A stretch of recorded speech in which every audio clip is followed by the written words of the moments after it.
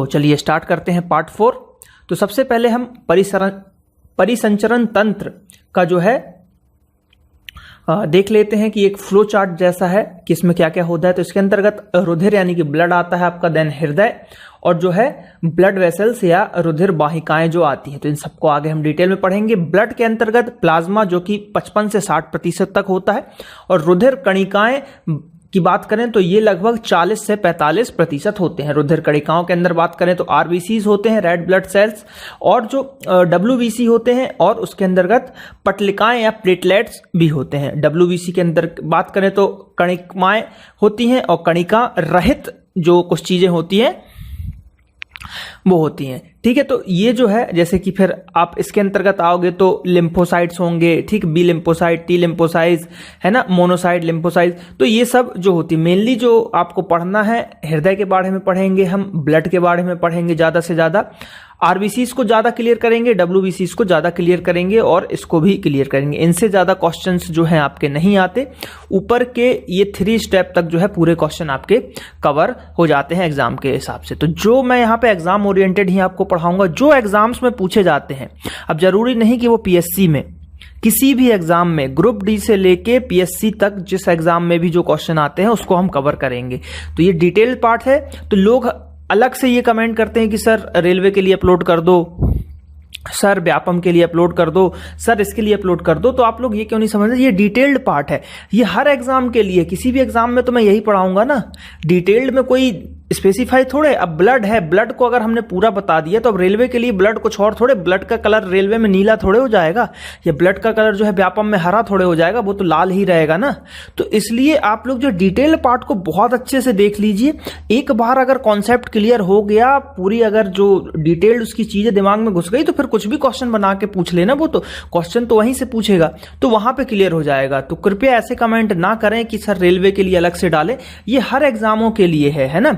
तो ज्यादा से ज्यादा वीडियोस को देखिए। हाँ, ऑब्जेक्टिव या जब टेस्ट सीरीज चलती है तो वो इस पैसे का हम बना सकते हैं कि हाँ यार रेलवे में किस टाइप के क्वेश्चन आते हैं, पिछले जो पुराने 10 साल के पेपर को देख के उस हिसाब से मैं टेस्ट सीरीज बना सकता हूं। लेकिन डिटेल्ड में कोई स्पेशल अलग से मैं वीडियोस नहीं ला सकता। तो ये वीडियोस जो है हर एग्जाम के लिए हैं, तो आप लोग इसको देखिए। चलिए बात करते हैं, अब हम रक्त परिसंचरण तंत्र की बात करते हैं, तो इसका डिटेल देख लेते हैं। तो इस तंत्र के द्वारा शुद्ध रुधिर यानी ब्लड का परिसंचरण हृदय से धमनी द्वारा संपूर्ण शरीर में तथा अशुद्ध रक्त का परिसंचरण पूरे शरीर में हृदय जो है हमारा, हृदय यानी कि दिल, इसको आप बोल सकते हो हार्ट, से सिराओं के द्वारा होता है। तो यहां पे क्या मतलब, धमनी में शुद्ध रक्त पाया जाता है और सिराओं में जो है अशुद्ध रक्त पाया जाता है। तो यहां से एक क्वेश्चन बनता है कि हमारे शरीर की जो नस, जिसको हम बोलते हैं ना नस, तो कभी कभी पूछा जाता है कि नसों का जो खून का कलर आप देखते हो, कभी अगर हाथ में जो ज्यादा गोरे लोग रहते हैं उनके हाथ में दिख जाता है कि हरे कलर का थोड़ा सा प्रतीक होता है, ग्रीनेस में दिखता है। तो वैसा क्यों दिखता है, क्योंकि वो जो है आपका उसमें अशुद्ध रक्त जो है बह रहा होता है सिराओं के अंतर्गत, इसलिए वो नीला या थोड़ा हरा कलर का दिखाई देता है। तो ये क्वेश्चन भी पूछा गया है कई एग्जामों में। धमनी में जो है शुद्ध रक्त। अब देखिए एक चीज और होता है, यहाँ पे एक फुफ्फुस धमनी होता है ना, फुफ्फुस या फुसफुस जो भी पढ़े, धमनी और सिरा भी सेम। तो लेकिन ये दोनों उल्टा है, फुफ्फुस धमनी में जो है अशुद्ध रक्त पाया जाता है और इस सिरा में जो है शुद्ध रक्त पाया जाता है। तो ये भी याद रखिएगा, क्वेश्चन यही पूछा जाता है। ठीक, चलिए बात करते हैं रुधिर परिसंचरण तंत्र की खोज 1628 में विलियम हार्वे ने नामक वैज्ञानिक ने किया था। तो सबसे पहला क्वेश्चन ये भी बनता है कि विलियम हार्वे ने किसकी खोज की थी, तो रक्त परिसंचरण तंत्र की खोज की थी। रक्त परिसंचरण तंत्र की बात करें तो ये 2 प्रकार के होते हैं, एक खुला परिसंचरण तंत्र और बंद परिसंचरण तंत्र। तो इनको आगे हम डिटेल में देखते हैं। खुला परिसंचरण तंत्र ऑर्थोपोडा संघ, कॉकरेच, केकड़ा, प्राण, झींगा मछली, मच्छर, मक्खी आदि तथा मोलस्का संघ, जैसे कि जिसके अंदर घोंघा, सीपी, ऑक्टोपस आदि, इन जंतुओं में जो है खुला परिसंचरण तंत्र पाया जाता है। यानी कि आपने यहां पे देखा कि मानव की बात नहीं हो रही है, मनुष्य की बात नहीं हो रही है, लेकिन इसके अंतर्गत छोटे मछली होते हैं, झींगा, मक्खी, मधुमक्खी, ये सब, घेंघा, ये सब जो हैं आपके, इनमें पाया जाता है ओपन जो भी परिसंचरण तंत्र है वो पाया जाता है। ठीक है, बात करते हैं हम बंद परिसंचरण तंत्र की, तो इसके अंतर्गत मछली, अब मछली यहां भी बात हुई थी, तो ये झींगा मछली जो कि थोड़ी सी टेढ़ी होती है, छोटी होती है, लेकिन मछली यानी कि कुछ मछलियां बहुत बड़ी बड़ी मछलियां भी होती है, तो मछली, मेढक, सांप, पक्षी, केंचुआ, ठीक, एस्केरिस तथा स्तनधारी संघ जिसके अंतर्गत आपके मनुष्य आ जाते हैं, इन सभी में जो है बंद परिसंचरण तंत्र जो है आपका पाया जाता है। ठीक है, मनुष्य में बंद, विकसित तथा दोहरे प्रकार का परिसंचरण तंत्र पाया जाता है। मनुष्य का परिसंचरण तंत्र 3 घटकों से मिलकर बना होता है, जिन्हें क्रमशः रुधिर, हृदय और रुधिर वाहिकाएं कहा जाता है या वाहिनिकाएं कहा जाता है। देखिए, तो यहां से एक क्वेश्चन बनने की संभावना है कि मनुष्य के अंदर जो है ये किस टाइप के पाए जाते हैं, तो दोहरे प्रकार की जो है परिसंचरण तंत्र पाया जाता है। तो ये एक क्वेश्चन बनने की अभी तक पूछा नहीं गया है, लेकिन आने वाले एग्जामों में जरूर पूछा जाएगा, क्योंकि एग्जाम का लेवल दिन प्रतिदिन बढ़ता ही जा रहा है। ठीक है, चलिए तो अब देखते हैं, हम इनको डिटेल में पढ़ते हैं आगे। तो ब्लड, अब ब्लड की हम बात करेंगे, खून की बात करेंगे या रुधिर की बात करेंगे, तो इसके अंतर्गत रुधिर एक तरल संयोजी ऊतक है। जब हमने बायोलॉजी का पार्ट 2 देखा था तो उसमें मैंने आपको बताया था संयोजी ऊतक क्या होता है। पार्ट 2 जिन्होंने नहीं देखा है तो वो जरूर इसका जो है पार्ट 2 देखें। उसके अंतर्गत मैंने बताया था कि रुधिर जो है एक संयोजी ऊतक है, वो क्यों है वहां पे आप देखेंगे, जिसका निर्माण मनुष्य के अस्थि मज्जा यानी कि बोन मैरो, ठीक, बोन मैरो के अंतर्गत जो है जिसका निर्माण होता है अस्थि मज्जा में होता है। ये क्वेश्चन भी पूछा जाता है कि ब्लड का निर्माण कहां होता है, तो अस्थि मज्जा या बोन मैरो में होता है। जबकि भ्रूणावस्था में रुधिर का निर्माण यकृत और पीला में होता है। ये भी एक मोस्ट आईएमपी क्वेश्चन है कि भ्रूणावस्था यानी कि जब गर्भ के अंतर्गत जो बच्चा रहता है तो उस समय जो ब्लड बनता है वो काय में बनता है, तो बनता है यकृत यानी कि लिवर, और पीला यानी कि स्प्लीन के अंतर्गत जो है आपका ब्लड बनता है। एक सामान्य मनुष्य के शरीर में बात करें तो 5 से 6 लीटर जो है खून पाया जाता है, जो प्रतिशत में 7 से 8% होता है। बात करते हैं रुधिर का निर्माण 2 घटकों से होता है, जैसे कि क्रमशः रुधिर प्लाज्मा और रुधिर कणिकाएं, जो हमने फ्लो चार्ट में देखा था। तो अब हम इनको थोड़ा सा डिटेल में पढ़ेंगे। तो यहां पे हमने क्या क्या देखा कि ब्लड एक संयोजी ऊतक है, इसका निर्माण अस्थि मज्जा में होता है, लेकिन भ्रूणावस्था यानी कि गर्भ के समय में जो है इसका निर्माण लिवर और स्प्लीन के अंतर्गत होता है। मनुष्य में 5 से 6 लीटर ब्लड पाया जाता है, और अगर प्रतिशत की बात करें तो प्रतिशत में 7 से 8% जो है ब्लड पाया जाता है। और रुधिर का निर्माण 2 घटकों से होता है, जिनको क्रमशः हम बोल सकते हैं कि रुधिर प्लाज्मा से होता है और रुधिर कणिकाओं से मिलकर ये होता है। बात करते हैं प्लाज्मा की, तो रुधिर प्लाज्मा यानी कि ब्लड प्लाज्मा का निर्माण जल, कार्बनिक तथा अकार्बनिक पदार्थों से मिलकर बना होता है। रुधिर प्लाज्मा में जल का जो प्रतिशत है 90 से 92% जल पाया जाता है, जबकि कार्बनिक पदार्थों के रूप में सर्वाधिक मात्रा में प्रोटीन पाया जाता है। तो यहां से एक क्वेश्चन बनता है कि रुधिर प्लाज्मा में जो प्लाज्मा है आपका, तो उसमें कितना जल, तो जल और क्या प्रोटीन अगर हम बात करें, या कार्बनिक और अकार्बनिक पदार्थ जो आपके पाए जा रहे हैं, तो जल कितना पाया जा रहा है 90% लगभग, बाकी बचे 10% में कार्बनिक अकार्बनिक पदार्थ, और इसमें भी सबसे ज्यादा जो है आपका प्रोटीन है। ठीक, तो ये आपको याद रखना है। बात करते हैं रुधिर कणिकाएं यानी कि जो आरबीसी और बीसी डब्ल्यूबीसी होती है, इनके बारे में बात करते हैं। तो रुधिर कणिकाएं की बात करें तो संपूर्ण रुधिर का 40 से 45% भाग जो है आपका रुधिर कणिकाएं रुधिर का 40 से 45% भाग बनाती हैं, जो कार्य एवं संरचना के आधार पर 3 प्रकार की होती हैं, क्रमशः आरबीसी, फिर डब्ल्यूबीसी और ब्लड प्लेटलेट्स। ठीक, लाल रुधिर कणिकाएं आरबीसी, रेड ब्लड जो सेल्स होते हैं आपके, उनकी अगर हम बात कर लेते हैं आरबीसी की, तो एरिथ्रोसाइट्स, आरबीसी को एरिथ्रोसाइट्स के नाम से भी जाना जाता है, जिसका निर्माण लाल अस्थि मज्जा वाले भाग से होता है। अस्थि मज्जा यानी कि बोन मैरो के अंतर्गत जो लाल भाग होता है वहां पे इसका निर्माण होता है। भ्रूणावस्था में आरबीसी का निर्माण यकृत और पीला के अंतर्गत होता है। दोनों आईएमपी पॉइंट है, इसको जरूर मत भूलिएगा कि एरिथ्रोसाइट्स भी के नाम से भी जाना जाता है। ठीक है, यह पूछा जा सकता है। बात करते हैं आरबीसी की, और आरबीसी की संरचना जो है अंडाकार की होती है, यानी कि गोल एकदम नहीं होता, थोड़ा सा इस टाइप से होता है ना, अंडाकार। आरबीसी का जीवन काल मनुष्य के शरीर में 120 दिन का होता है। संसार के समस्त स्तनधारी प्राणी में आरबीसी में केंद्रक नहीं पाया जाता, लेकिन ऊंट और लामा, मोस्ट आईएमपी फैक्ट, ऊंट और लामा ऐसे दो स्तनधारी प्राणी जिनके अंदर आरबीसीज में केंद्रक पाया जाता है। यानी कि ऊंट और लामा को छोड़ने के बाद जितने भी धरती पे प्राणी है उसमें अगर जिनमें आरबीसीज है उनके आरबीसीज में केंद्रक नहीं पाया जाएगा। तो केंद्रक जो कि हमने पिछले कुछ पार्टों में डिस्कस किया है वहां पे आप पढ़ सकेंगे। तो आरबीसीज सिर्फ ऊंट और लामा के आरबीसीज में केंद्रक पाया जाता है, ये क्वेश्चन भी बन चुके हैं। बात करते हैं आरबीसीज का रंग लाल या रुधिर का रंग लाल हीमोग्लोबिन के कारण होता है। अब देखिए हीमोग्लोबिन की बात कर लें तो यह बनता है हीमधन ग्लोबिन से। हीमधन ग्लोबिन से तो हीम जो है एक आयरन का ही है जो कि कलर प्रदान करता है। हीम के कारण, हीम एक रंजक है, आप रंजक बोल सकते हो, जो कि कलर प्रदान करता है, कलर देता है खून को। और ग्लोबिन जो है एक प्रोटीन है, तो ये दोनों जब मिल जाते हैं तो हीमोग्लोबिन बन जाता है। लेकिन अगर क्वेश्चन पूछे कि खून का कलर किसके कारण लाल होता है तो हीम रंजक के कारण उसका कलर लाल होता है। अगला पॉइंट देखते हैं, हीमोग्लोबिन के केंद्र में आयरन धातु पाई जाती है, जैसा मैंने बताया आपको।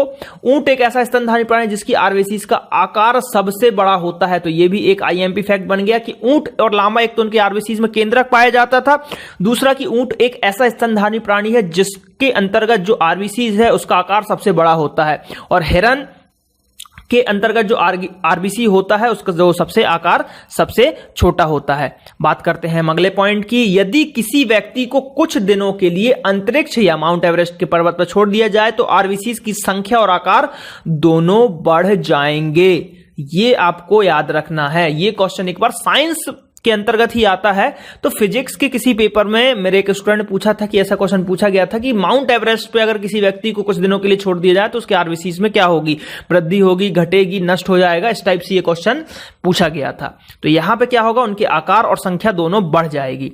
बात करते हैं आरबीसीज की, तो आरबीसीज की संख्या मनुष्य के शरीर में 5 से 5.5 यानी 5.5 लाख प्रति घन मिलीमीटर होता है, यानी कि आरबीसीज की संख्या जो है ज्यादा होती है। आरबीसीज का मुख्य कार्य जो है ऑक्सीजन का परिवहन करना है। तो यह क्वेश्चन भी पूछा जा सकता है कि आरबीसीज का कार्य क्या होता है या उसका मेन कार्य क्या है, तो ऑक्सीजन का परिवहन करना।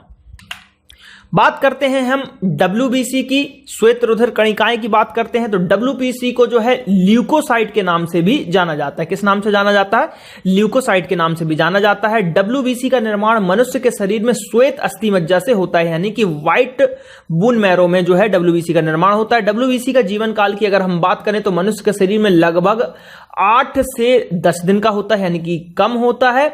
डब्ल्यूबीसी की संख्या की अगर कहीं कहीं आपको जो है इसका जीवन काल 4 से 5 दिन भी मिलेगा, ठीक है। डब्ल्यूबीसी की संख्या की अगर हम बात करें तो मनुष्य के शरीर में लगभग 5000 से 9000 प्रति घन मिलीमीटर जो है इनकी संख्या होती है। डब्ल्यूबीसी और आरबीसी का अनुपात की बात करें तो 600:1 होता है, 600 में 1, यानी कि आरबीसी जो है आपकी ज्यादा होती है और डब्ल्यूबीसी जो है कम होती है। डब्ल्यूबीसी की आकार में की बात करें तो डब्ल्यूबीसी आकार में अमीबा के आकार का होता है, अर्थात इनका कोई निश्चित आकार ही नहीं होता। डब्ल्यूबीसी का मुख्य कार्य हानिकारक जीवाणुओं को शरीर में से मतलब सुरक्षा प्रदान करना है। आकार में सबसे बड़ी डब्ल्यूबीसी जो है मोनोसाइट्स होती है। लिम्फोसाइट प्रकार की डब्ल्यूबीसी आकार में सबसे छोटी होती है। संख्या में सबसे अधिक न्यूट्रोफिल प्रकार की डब्ल्यूबीसी जो है पाई जाती है। और देखिए डब्ल्यूबीसी एक चीज और बताऊं, जो लिम्फोसाइट जिनको हम बोलते हैं, ल्यूकोसाइट जो हम बोलते हैं, तो जब शरीर में डब्ल्यूबीसी की संख्या बढ़ने लगती है या डब्ल्यूबीसी की संख्या अचानक बढ़ जाती है तो ये एक ब्लड कैंसर का जो है कारण भी होता है। ठीक, ब्लड कैंसर जो होता है आपका वो भी जो है डब्ल्यूबीसी के बढ़ जाने से ही होता है। तो ये एक इंपॉर्टेंट फैक्ट है, याद रखिएगा जनरल नॉलेज के लिए। बात करते हैं ब्लड प्लेटलेट्स की या पटलिकाएं की, रुधिर। तो रुधिर पटलिकाओं को थ्रोम्बोसाइट्स के नाम से जाना जाता है। किस नाम से जाना जाता है? थ्रोम्बोसाइट्स के नाम से जाना जाता है। रुधिर पटलिकाओं की बात करें का तो निर्माण लाल अस्थि मज्जा वाले भाग से होता है जो संरचना में प्लेट के आकार के होते हैं। रुधिर पटलिकाओं की बात करें जीवन काल 8 से 10 दिन का होता है। रुधिर पटलिकाओं रुधिर का थक्का बनाने में सहायता करती हैं।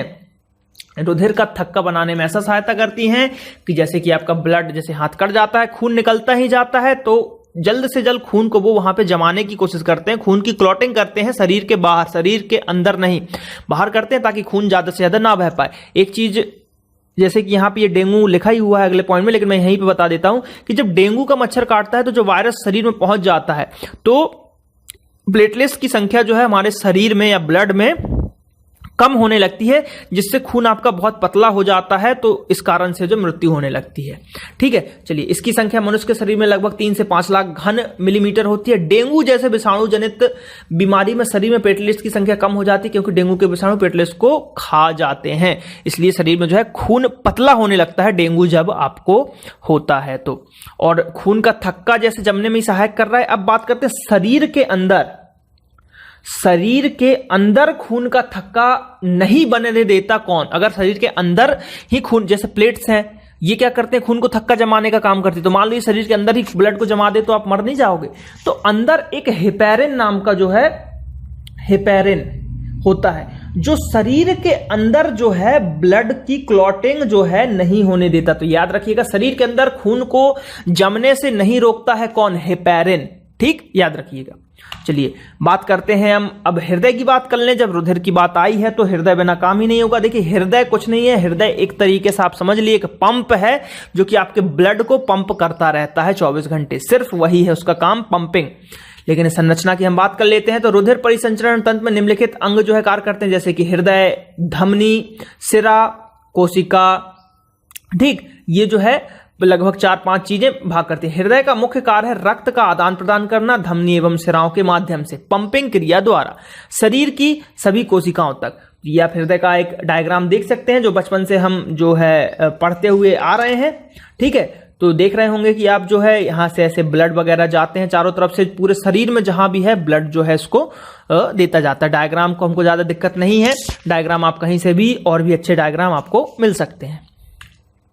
ये डायग्राम मैंने इसलिए लिया है, हार्ट अटैक को थोड़ा मैं समझाने के लिए मैंने लिया है। देखिए, ये एक आपका हृदय है। ठीक है, ये आप देख रहे होंगे, ये जो है नसें हैं या इनको आप जो भी बोल सकते हो। ठीक, सिराएं हैं। तो ये से देखिए, ये सिरा आपको कुछ अलग कलर का दिख रहा होगा और ये बाकी जो है फूले फूले रेड रेड दिख रहे होंगे। तो ये इसमें ब्लड की पंपिंग हो रही है, लगातार जो है जा रहा है ब्लड, लेकिन इसमें ब्लड नहीं पहुंचा। ये देखिए यहाँ पे क्या बताया जा रहा है, इस सिरा में यहाँ पे है ना ब्लड जम गया है, ब्लड की जो है क्लॉटिंग हो गई है कैस्ट्रॉल के कारण। ठीक, ब्लड यहाँ पे क्लॉट हो चुका है, तो यहां से जो खून आगे ही नहीं बढ़ रहा, तो ये सिरा में खून पहुंच ही नहीं पा रहा, और जब ये स्थिति पहुंचती है तब आता है हार्ट अटैक। यही कारण है हार्ट अटैक का। तो इसलिए जो है मेंटेन करके रखिए अपने बॉडी को, नित्य सवेरे उठिए, जल्दी ग्राउंड में जाइए, कम से कम 1 राउंड दौड़िए, जिससे आपके जो है पंपिंग क्रिया, देखिए दौड़ने से ना हार्ट पे बहुत अच्छा फर्क पड़ता है। अब ये नहीं कि उसेन बोल्ट बन गए आप, दौड़िए, 1 राउंड दौड़िए, आपकी पंपिंग क्रिया बहुत अच्छी होगी, हार्ट अटैक वगैरह की समस्या नहीं आएगी, फैट भी नहीं बढ़ेगा शरीर में। ठीक है, चलिए बात करते हैं हृदय के बारे में, थोड़े से हृदय को देख लेते हैं। तो मानव में एक हृदय 4 कोष्ठीय होते हैं, यानी कि क्वेश्चन पूछा जाता है हृदय में कितने कोष्ठ होते हैं, तो 4 कोष्ठ होते हैं। मत्स्य वर्ग में एक हृदय 2 कोष्ठ होते हैं। सरीसर्प जो रेंगकर चलने वाले जंतु हैं या उभयचर हैं, उनमें एक हृदय और 3 कोष्ठ होते हैं। ये तीनों बहुत ही आईएमपी है। मगरमच्छ की बात करें, क्रोकोडाइल, घड़ियाल, ऐसे सरीसर्प हैं जिनमें हृदय 4 कोष्ठीय होता है। ठीक, यानी कि घड़ियाल के अंदर भी हृदय जो है 4 कोष्ठीय होता है। चैम्बर्ड जो है 4 चैम्बर के होते हैं। पक्षी वर्ग की बात करें एवं स्तनधारी वर्ग की बात करें तो 4 कोष्ठीय वहां भी होते हैं। केचुओं में 4 जोड़ी हृदय यानी कि 8 हृदय पाए जाते हैं केचुओं के अंतर्गत। मोस्ट आईएमपी क्वेश्चन, कॉकरोच में हृदयों में 13 चैम्बर्स पाए जाते हैं। तो ये सब चीजें जो है डेटा आपको याद ही करना पड़ेगा। बता देता हूं, मनुष्य में जो है 1 हृदय पाया जाता है, 4 कोष्ठीय पाया जाता है। मत्स्य वर्ग यानी मछली के अंतर्गत 1 हृदय लेकिन 2 कोष्ठीय पाया जाता है, यानी 2 चैम्बर होते हैं उसमें। उभयचरों की बात करें तो 1 हृदय और 3 कोष्ठीय होते हैं, लेकिन क्रोकोडाइल वगैरह की बात करें, सरीसर्प की बात करें तो उसमें 4 कोष्ठीय चैम्बर्स पाए जाते हैं। पक्षी वर्ग, स्तनधारी वर्ग की बात करें तो उसमें भी जो है 4 कोष्ठीय हृदय पाया जाता है। केचुआ एक ऐसा है जिसके अंतर्गत 8 हृदय या 4 जोड़ी हृदय पाए जाते हैं, ना कि कोष्ठ की बात कर रहे हैं। काकरोच के अंतर्गत 1 हृदय ही पाया जाता है, लेकिन 13 चैम्बर उसके हृदय में होते हैं या 13 कोष्ठ होते हैं।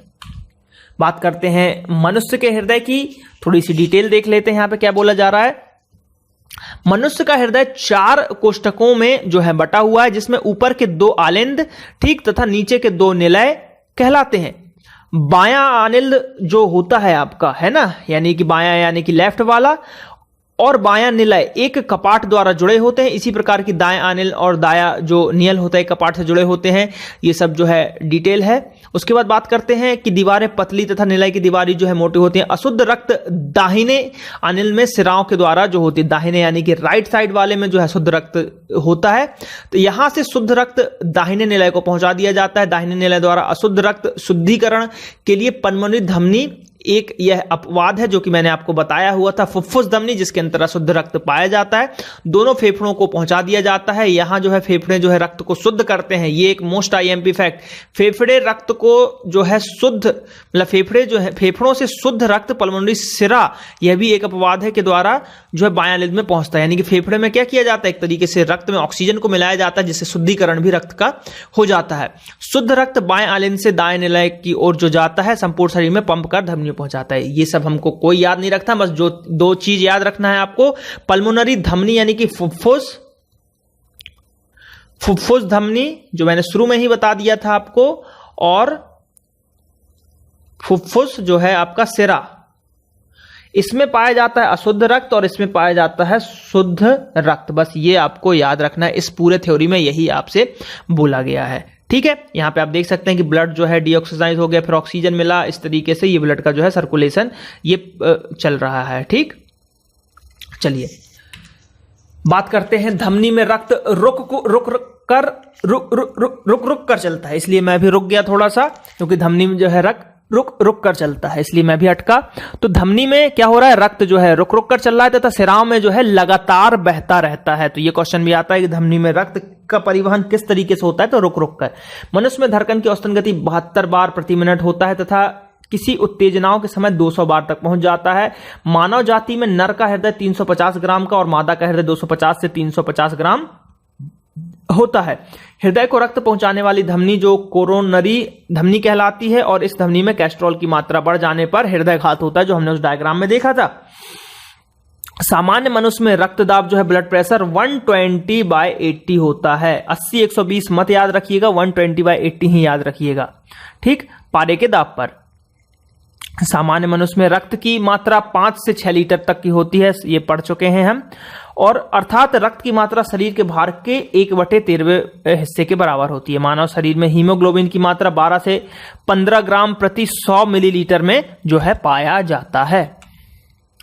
बात करते हैं चिकित्सालयों में ब्लड बैंक जो होता है। ब्लड बैंक में रक्त को लगभग 40 डिग्री फ़ारेनहाइट ताप पर 1 महीने के लिए सुरक्षित रखा जाता है। इसमें रक्त को जमने से रोकने के लिए sodium citrate, most IMP fact, sodium citrate तथा सोडियम ऑक्सोलेट रासायन मिलाए जाते हैं। यानी कि ब्लड जो आपको ब्लड बैंक में मिलता है तो उसको जमने से रोकने के लिए सोडियम साइट्रेट और सोडियम ऑक्सोलेट मिलाया जाता है।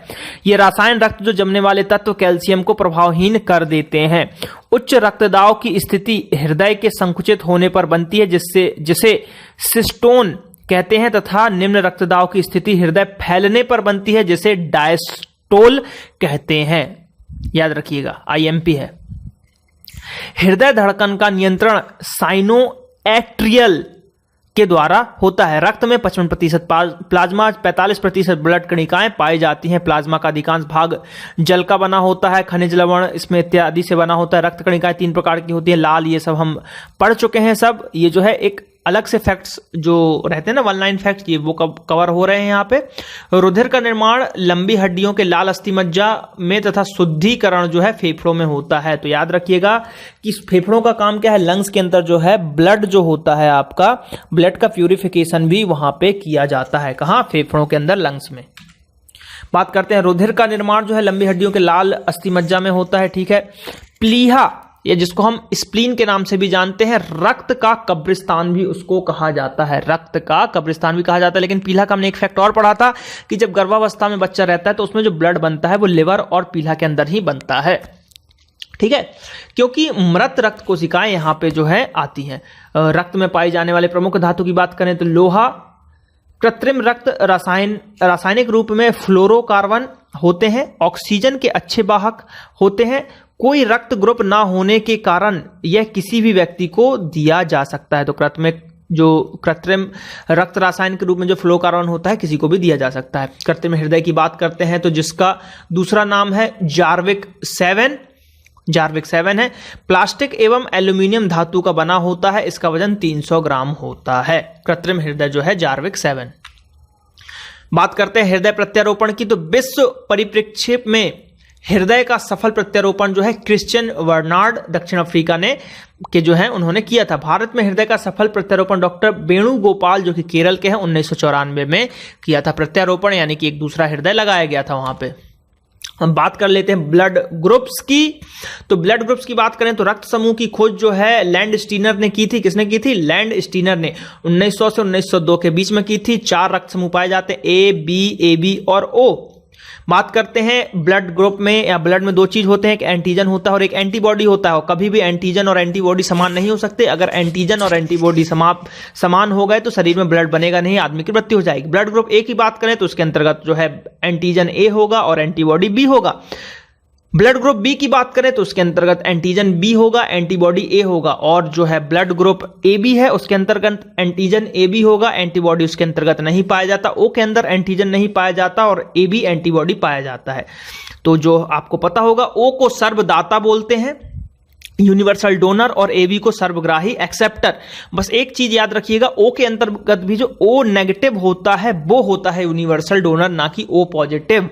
ठीक, तो और ये लास्ट कंडीशन होती है कि जब या तो आदमी की ब्लड के बिना मृत्यु होने वाली हो तब ओ चढ़ाया जाए, नहीं तो सबसे पहले खोजा जाता है कि जो ब्लड ग्रुप है वही मिल जाए तो ज्यादा अच्छा रहेगा। लेकिन जब लास्ट स्टेज आ जाती है कि अब तो ब्लड मिलना नहीं है, ऐसे भी व्यक्ति मर रहा है तो उसको चढ़ा दिया जाए, तो अगर ब्लड सेट कर गया तो बच जाएगा। तब उस कंडीशन में जो ब्लड चढ़ाया जाता है। कभी भी आप ये नहीं कि यूनिवर्सल डोनर है तो कभी भी ब्लड की कमी हुई तो ओ को दे दो, ओ दे दो, नहीं, ऐसा नहीं होता। ठीक है, इसको याद करने की एक ट्रिक है, देसी ट्रिक है, ऐसे याद कर सकते हैं। देखिए, आपको इतना तो पता है कि ए बी और ओ में से कोई ना कोई एक डोनर है और एक्सेप्टर है, तो ओ को बस याद कर लीजिए।